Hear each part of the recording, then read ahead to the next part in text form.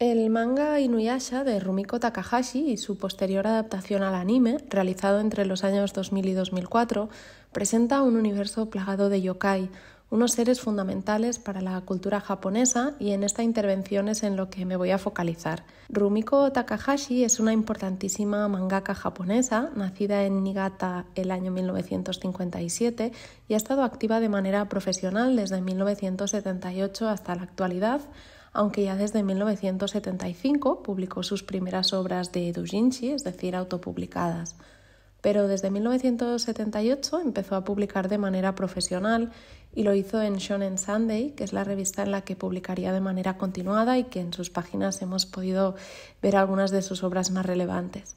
Aquí obviamente no tenemos el tiempo para profundizar en su trayectoria y en todas sus propuestas, pero sí que me parece oportuno mencionar algunas de las más relevantes que preceden a Inuyasha. En ese sentido, su primera serie más larga es Urusei Yatsura, que por estas latitudes la conocimos como Lamu y que ya le permitió a Takahashi hacer una obra de ciencia ficción, que es un género muy querido por ella, aunque en tono de comedia, y además ya incorporó algunas criaturas propias del folclore japonés. El siguiente gran título es Mesonikoku, en este caso una comedia romántica cuya demografía corresponde al seinen, es decir, que se dirige fundamentalmente a un público adulto. Luego sobresale también Ningyo Shirizu, conocida en español como la saga de la sirena, Mermaid Saga, que en este caso es un shonen, es decir, que se dirige a un público masculino joven y adopta un tono un poco más turbio o oscuro porque parte de una supuesta leyenda que sostiene que quien coma carne de sirena alcanzará la inmortalidad, pero no todo el mundo puede soportarlo y el que no es capaz de digerirla deviene un monstruo. La propuesta se articula en 9 historias repartidas en 16 capítulos y se fue publicando de manera muy irregular. También de manera irregular publicó Ichipondo no Fukuin, traducida como One Pound Gospel, que es un seinen y trata sobre un boxeador que se enamora de una religiosa. O evidentemente Ranma Nibun no Ichi, una comedia dirigida a un público adolescente y centrada en artes marciales, que es algo que estaba muy de moda en los mangas de los años 90 y que sin duda tuvo un éxito increíble fuera de Japón, muy vinculado en ese sentido a su adaptación televisiva. Y finalmente llegamos a Inuyasha, la obra de la que nos vamos a ocupar y que le apetecía mucho hacer a Takahashi porque era una obra seria y ella venía de hacer cosas así de tono más ligero, salvo en el caso de Mermaid Saga, con el que de hecho conecta en este sentido, aunque Inuyasha también tiene toques cómicos, de fantasía, de terror, de romance y además da un gran peso al folclore. La editorial que lo publicó es Shogakukan y lo hizo en la revista semanal Shonen Sunday a la que antes aludía. Pero igual que en el caso de Ranma, su popularidad no se debe solo al manga, sino también a su posterior adaptación en anime, que es en lo que me voy a centrar. Antes, sin embargo, cabe señalar que el manga alcanzó 558 capítulos, que se reúnen en un total de 58 volúmenes, y se publicó desde el 13 de noviembre de 1996 hasta el 18 de junio de 2008. Su adaptación al anime fue a cargo del estudio Sunrise y fue dirigido por Masashi Ikeda y Yasunao Aoki entre los años 2000 y 2004 y consta de un total de 167 episodios. No obstante, no se quedó en esto, sino que también se realizaron varios OVA y, como suele suceder, deben mirarse intercalados al visionado de la serie, pues es donde encajan en términos diegéticos. Concretamente hay 4, que estos son Tokyo Koeru Omoi, del 2001, que sería El amor a través del tiempo, Kagami no Naka no Mugenjo, del 2002, El castillo a través del espejo, Tenka Hado no Ken, La espada conquistadora, del 2003, y Guren no Horajima, Fuego en la isla mística. Después también se hizo, como a modo de clausura narrativa, el anime Inuyasha el acto final, Inuyasha Kanketsugen, entre los años 2009 y 2010, que es la adaptación de los últimos 21 volúmenes del manga que no llegaron a adaptarse en el anime original. E incluso hay un reciente spin-off, Hanyo no Yasashime, del 2020-2022, pero no parte de Takahashi, sino que es una secuela y se centra en la descendencia de algunos protagonistas de la serie original, como es el caso, entre otros, de la hija de Inuyasha. Pero aquí me centraré solo en el anime original. El título completo del manga Inuyasha es Sengoku Otogizoshi Inuyasha, que significa un cuento de hadas Sengoku, y es que la acción de la serie acontece en el Japón del periodo Sengoku, que corresponde a una época muy convulsa que comprende desde el año 1467, cuando acaba el shogunato de Ashikaga, y finaliza en 1573, cuando empieza el shogunato Tokugawa. Por tanto, este periodo empieza al término de las guerras de Onin y acaba cuando Oda Nobunaga destituye al último shogun Ashikaga, de modo que comprende aproximadamente la segunda mitad del periodo Muromachi. La historia arranca con Kagome, una chica que vive en Tokio en la época contemporánea a la realización de la serie. Su abuelo es el dueño de un templo Shinto que está al lado de su casa, y el día que cumple 15 años, un yokai cuya apariencia es mitad mujer, mitad 100 pies, la arrastra al fondo del pozo del templo y desde allí viaja al pasado, concretamente al mencionado periodo Sengoku. Una vez allí, rompe el sello que ha tenido paralizado durante mucho tiempo a Inuyasha, y ambos personajes emprenderán la búsqueda de la llamada Shikon no Tama, la perla de las 4 almas, que ansía poseer Inuyasha porque él es un hanyo, es decir, es mitad yokai, mitad ser humano, y quiere ser un demonio completo con la ayuda de este elemento mágico. Entonces la serie trata sobre el periplo y las aventuras que vivirán estos dos protagonistas, a los que se sumarán más personajes para encontrar esta perla, esta esfera. Pues sin querer, Kagome, con el fin de recuperarla en un momento dado, le lanza una flecha y la hace añicos, de modo que la serie implica que vayan encontrando los diversos fragmentos. Es una pieza muy poderosa porque se creó en el contexto de una batalla entre Midoriko, una importante sacerdotisa, y centenares de yokai, y ella consiguió purificar a diversos yokai gracias a su pureza, pero no era capaz de acabar con todos, y antes de morir salió de su pecho esta perla, dentro de la cual su alma y la de los yokai continúan peleando. Por ello es un objeto peligroso, y la sacerdotisa Kikyo, que tiene un gran poder, es la guardiana de este objeto, porque tiene la capacidad de purificarla. De modo que es un objeto ambiguo, porque según quien lo posea puede servir para buenas o malas finalidades, pero en manos de un demonio aumenta su poder.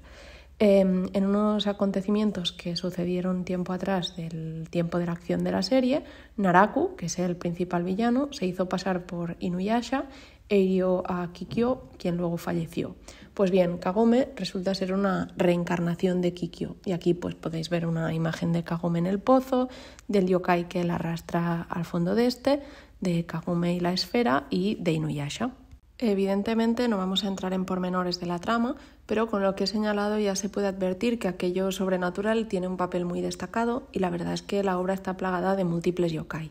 El concepto de yokai remite a la idea de criaturas sobrenaturales, y estas ocupan un rol muy destacado en el folclore japonés. En ese sentido, cabe pensar en la religión y tener presente que el sintoísmo tiene como fundamento la veneración de dioses o espíritus sobrenaturales que existen en la naturaleza y que se llaman kami.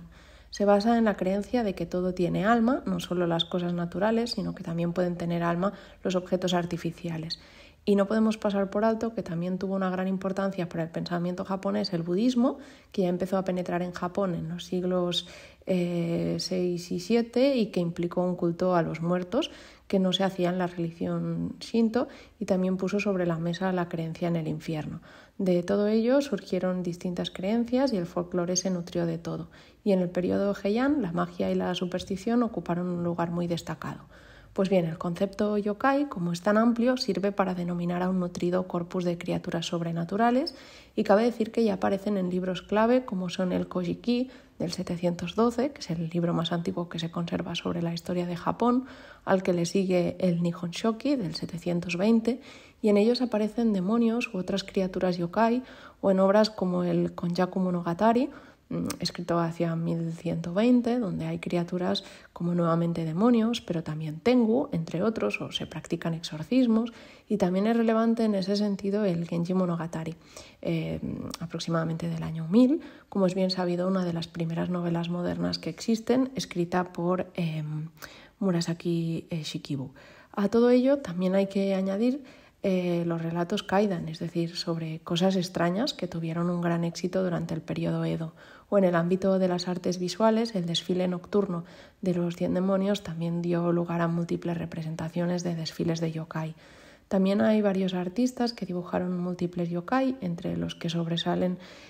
Toriyama Sekien o Utagawa Yoshiku, o en el ámbito del manga podemos destacar la obra de Shigeru Mizuki, autor de Gegege no Kitaro, que nació como manga en el año 59, aunque luego ha dado lugar a muchos animes posteriores, y también es autor de la enciclopedia Yokai, que compila múltiples criaturas que él mismo ilustró. Pues bien, en Inuyasha aparecen múltiples yokai como Onis, Yurei, Onryo, Tsukumoami, Oake. Incluso algunos de ellos desempeñan un rol muy importante en términos narrativos.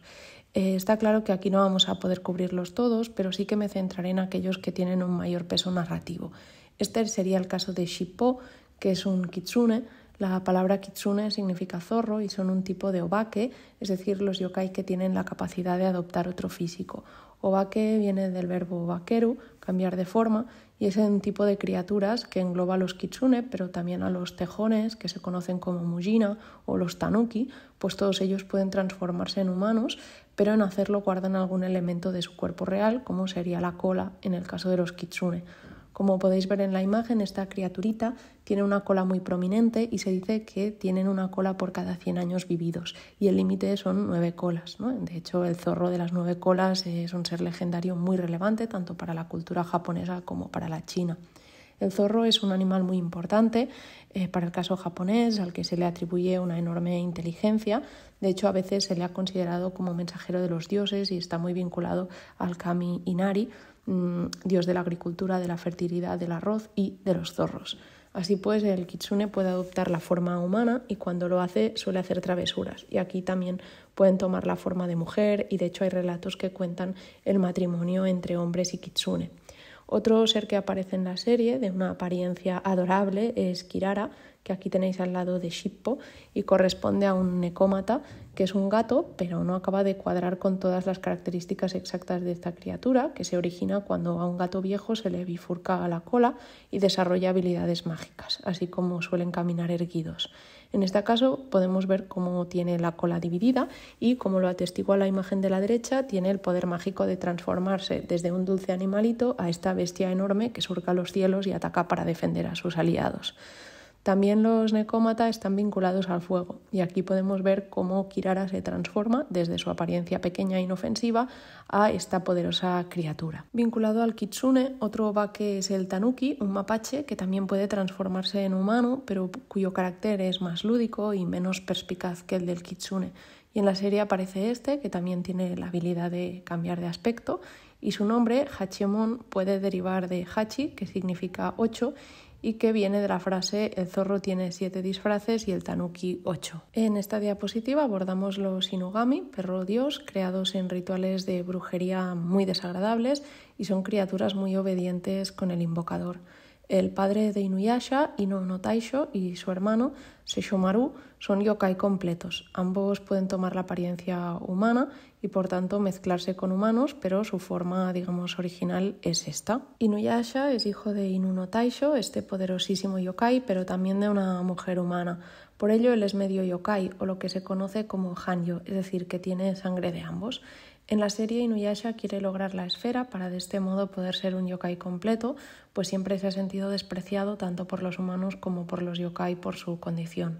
De hecho, en el folclore japonés aparecen en ocasiones personajes así, y ser hijo de una pareja de este tipo no es algo malo, sino que puede conceder mayor poder a un ser humano. En ese sentido es interesante remitir a la figura de Abe no Seimei, un famoso y legendario onmyoji de la era Heian, que era hijo de un humano llamado Abe no Yasuna y de Kusunoha, una kitsune. Los onmyoji eran los especialistas en onmyodo, que era un ámbito del saber que se originó en Japón alrededor del siglo V y que era fruto de la mezcolanza de la teoría china de los 5 elementos y del yin-yang, que en japonés es el onmyo, y era una cosa así esotérica. Los onmyoji eran adivinos y magos y llegaron a ostentar muchísimo poder en el periodo Heian, pues incluso entraron en el gobierno y eran eso, como funcionarios adivinatorios, y marcaban también cuál era el calendario. Y el más famoso de todos fue precisamente Abe no Seimei, hijo de una kitsune, porque, como digo, eso le otorgaba poder. Sin embargo, para terminar de comprender el personaje de Inuyasha, también creo que hay que recurrir a otra criatura, que es Tiangou, el perro celestial chino, que se creía que se comía la luna durante un eclipse. De hecho, Inuyasha es sensible al influjo de la luna, pues en las noches que carece de ella pierde su poder. En Japón existe otra criatura que se llama Tengu y es muy plausible que derive de esta criatura china. De hecho, en el Nihon Shoki, concretamente en el capítulo 23, se alude a un Tengu y se indica que aparece una estrella fugaz en el cielo que un monje budista identifica como un perro celestial. Sin embargo, la forma de describirlo, es decir, los símbolos chinos de Tengu acompañados de furigana, hacen que se pronuncie como Amatsushitsune, es decir, zorro celestial. Es por ello que un autor, Marinus Willem de Visser, un académico holandés que murió a principios del siglo XX, especialista en estudios orientales, planteó que el origen de los Tengu japoneses era fruto de la combinación de dos criaturas chinas, que son el Tiangou y el Hulijing, que es el espíritu de zorro. Y nuevamente estos pueden adaptar apariencia humana y normalmente son espíritus zorro que devienen mujeres jóvenes. En cuanto a sus características iconográficas, cabe decir que esa idea de las orejas, de los colmillos prominentes o de las uñas largas también la encontramos en la iconografía de los Kitsunetsuki, que corresponde a un kitsune que ha entrado en el cuerpo de un humano. Aquí he colocado una ilustración de Matthew Mayer, un ilustrador especialista en folclore japonés, y que ha ilustrado un libro que se llama El desfile ilustrado de los 100 demonios, publicado por la editorial Quaterni. Por tanto, Inuyasha tiene que ver obviamente con el Inugami, pero también con los zorros. Ya para ir concluyendo, quería introducir también otro yokai, que es el Nopera Bo, que corresponde a una criatura sin rostro. Con mucha frecuencia tienen un cuerpo humano y suelen ser mujeres y acostumbran a tomar el cuerpo de algún familiar, primero tal como es y luego pierden el rostro. En este caso lo que vemos es a la fallecida madre de Inuyasha porque con el fin de conseguir una espada muy valiosa el hermano de Inuyasha debe saber dónde está la tumba de su padre y entonces crea a modo de ilusión el cuerpo de la madre de Inuyasha para engañarle. Y el modo en el que Kagome se da cuenta de que no es ella es al mirar ese reflejo en el lago. También hay muchas leyendas japonesas que tratan sobre el reflejo, sea en una charca o en un espejo, y en aquello que no puede reflejarse y que tiene que ver con el fingir una identidad. Certificamos, pues, a través de este recorrido que Rumiko Takahashi ha usado con gran libertad esta tradición cultural y visual de los yokai y, de hecho, si acudimos a entrevistas en las que le han preguntado sobre sus influencias de cara a pensar y configurar la serie, ella señala que su objetivo era hacer un shonen de combates que implicase el uso de la katana y los yokai y siempre había dicho que le había influido mucho la obra Dororo del mangaka Osamu Tezuka, publicada entre el 67 y el 68, sobre un ronin y un chico huérfano que viven distintas aventuras en el periodo Sengoku y en el que se apela también a los yokai. Pero en una entrevista del año 2020 indicó que también la marcó mucho Hakenden, es decir, Nanso Satomi Hakenden, que es una novela épica escrita por Kyokuten Bakin entre los años 1814 y 1842 y que consta de un total de 106 volúmenes cuya acción se ambienta también en el periodo Sengoku y narra la historia de 8 samuráis medio humanos que descienden de un perro y ahonda en sus aventuras. De modo que por un lado conecta con el tema de los perros, pero también trata sobre cristales mágicos. Por otra parte, preguntada sobre los libros de Shigeru Mizuki, que como he dicho inicialmente eran uno de los autores que más ha representado a los yokai y les ha dado un aspecto preciso, la autora indicó que si bien tiene todos sus libros, justamente no quería hacer yokai que ya existen, sino crear otros a partir de toda esta rica cultura. Inuyasha, pues, parte de la tradición visual y cultural yokai, pero sin embargo Rumiko Takahashi hace gala de una enorme libertad al no limitarse a configuraciones iconográficas preestablecidas, sino que sabe rentabilizar muy bien la amplitud conceptual de esa noción de yokai como criaturas sobrenaturales sin tener necesariamente una configuración muy precisa o concreta, todo ello articulando un relato de aventuras que resulta atractivo para un público joven, pero que al mismo tiempo está anclado en una tradición que ella misma actualiza y reinventa.